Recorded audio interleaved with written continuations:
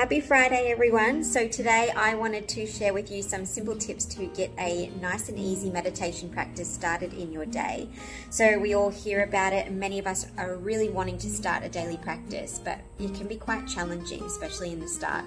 So I wanted to give you some handy tips that you can do to even just start with a 5-minute practice, maybe 10-minute, 15-minute, and just see where you go with that. So my first tip is obviously to focus on the breath. We hear about it quite often, but that can be a challenge in itself. So what we want to do is actually anchor the mind to the breath with using either a mantra or just simply a mindfulness practice. So two options: you can either mentally repeat as you inhale, inhaling, and then as you exhale, exhaling. Another option is to use a Sanskrit mantra called Soham. So on the inhale it's So, on the exhale it's Hum. And that means I am that I am. So it takes away the attachment to stories or ideas.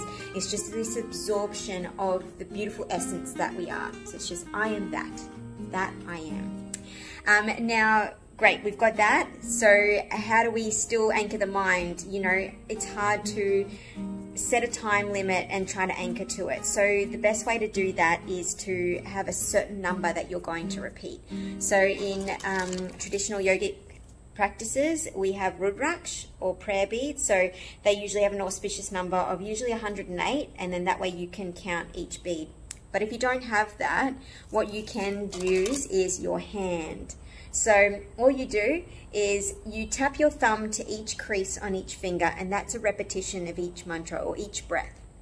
And you can pick a number and then just use that as your target. So if we do the 4 fingers moving through each of the 3 knuckles, that will give you 12. So an auspicious number that you can start with is 27. So then that means that you would just do 2 lots of the 4 and then 1 final addition of 1 finger.